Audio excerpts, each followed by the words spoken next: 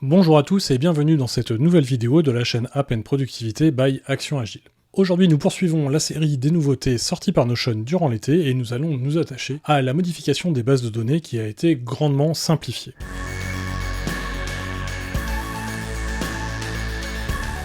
Alors parmi ces modifications, on peut notamment noter trois choses. Désormais dans vos tableaux Kanban, il est possible de modifier directement sur les cartes les données qui sont affichées sans avoir à ouvrir l'enregistrement correspondant. Deuxième modification un peu du même acabit et qui fait suite à ce que je vous ai présenté la semaine dernière sur la possibilité d'afficher les relations sous forme de sections dans vos pages, et bien dans ce qui va être affiché dans la section, et uniquement dans la section, il sera possible également de modifier les propriétés directement inline sur la page sans avoir à ouvrir l'enregistrement. Et enfin, troisième modification, et qui fait un petit peu penser à ce qui existe sur Excel, à savoir que lorsque vous avez de grands tableaux, et bien désormais vous allez pouvoir prendre une cellule, la glisser à l'intérieur du tableau et toutes les données de la cellule que vous avez prise vont être recopiées directement sur les autres cellules. Et ça évidemment c'est très pratique parce que ça permet de faire de la modification en masse et ça fait gagner énormément de temps, en particulier quand vous créez de nouvelles bases de données. A noter qu'il est également possible de faire ça par commande clavier, ce que nous allons voir immédiatement dans la vidéo. Si le contenu de la vidéo vous plaît, je vous invite à cliquer sur le pouce bleu juste en dessous, à vous abonner à la chaîne,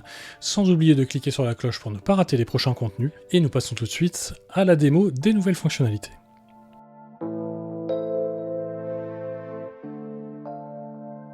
Le premier changement, il apparaît sur les boards de type Kanban tels que l'on a là à l'écran. Donc là, ce que l'on a, c'est une vue sur ma liste de tâches, qui est avec une disposition de type Kanban, et dont la source, c'est donc ma to-do list que je vous ai présentée dans des vidéos précédentes.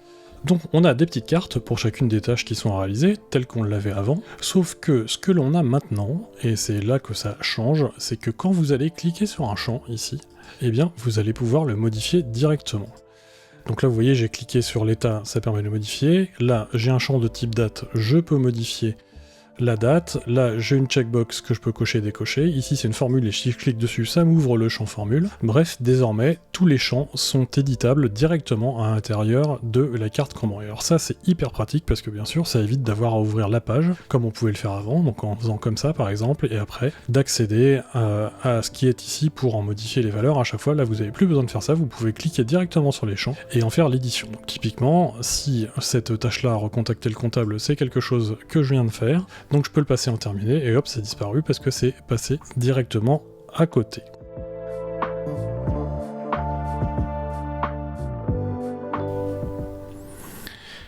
Deuxième changement, qui fait partie des relations qui sont affichées ici en section. Donc ça c'est ce que je vous ai présenté dans la vidéo précédente, et donc pour mémoire j'ai ici un objectif qui s'appelle développer Apps & Productivité, donc la chaîne sur laquelle vous êtes en ce moment et sur laquelle je me suis mis deux objectifs, un à atteindre 1500 abonnés et un deuxième à sortir une vidéo au moins toutes les 2 semaines. Et donc depuis quelques jours maintenant, les propriétés, donc parce que résultat clé c'est une propriété de mon enregistrement développé Apps & Productivité, j'ai décidé de ne pas l'afficher ici avec les autres propriétés mais de l'afficher en bas en section. Donc ça se fait tout simplement ici, vous avez affiché comme, donc soit c'est affiché ici comme une propriété standard, et donc ça apparaît dans la liste des propriétés, et vous voyez c'est comme ça, et quand vous cliquez dessus ça ouvre le résultat clé, et vous avez également la possibilité, donc ça c'est ce que je vous ai présenté la semaine dernière, de l'afficher en tant que section. Mais ce que j'ai découvert, et je pense que c'est assez récent, ce que je l'avais pas vu avant, c'est que quand vous l'affichez en section, donc comme c'est fait ici, et bien ici les propriétés qui sont affichées sont elles aussi éditables.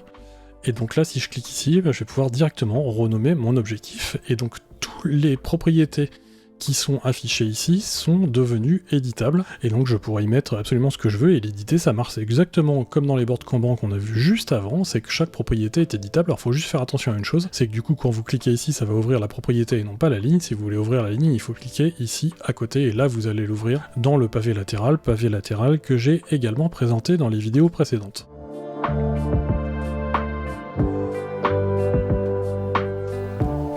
Troisième modification, et celle-là aussi je l'attendais depuis longtemps, en particulier quand vous utilisez des bases de données qui peuvent être relativement importantes et sur lesquelles vous avez pas mal de données à saisir. Pour vous donner cet exemple, j'ai créé une page qui s'appelle Massedit et que j'ai mis dans la Sandbox qui est une page accessible publiquement, vous avez le lien directement dans le commentaire. Quand vous allez créer une nouvelle base de données, très souvent vous allez saisir vos infos comme ça, et puis vous allez en mettre un certain nombre, Alors après, le problème, et ça c'est spécialement vrai quand vous allez créer des bases de données financières d'ailleurs, c'est que vous allez devoir créer pas mal de lignes. Ça peut être des choses qui proviennent également d'un import en CSV.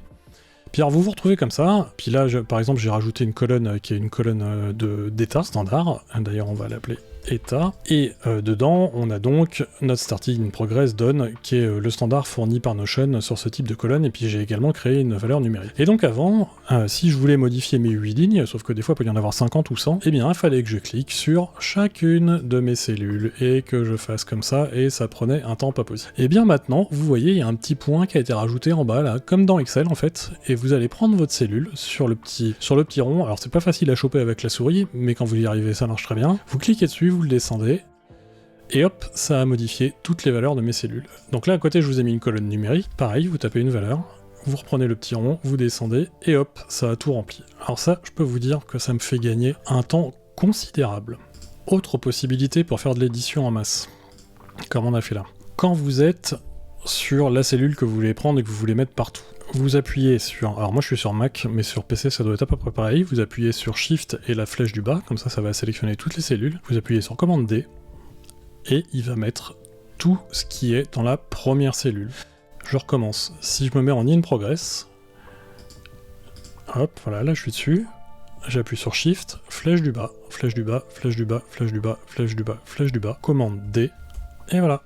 Il m'a tout remplacé, ce qui est tout aussi rapide que de prendre la souris, et d'ailleurs plus pratique parce que, comme je vous le disais, le point qui est en bas à droite est pas forcément facile à choper.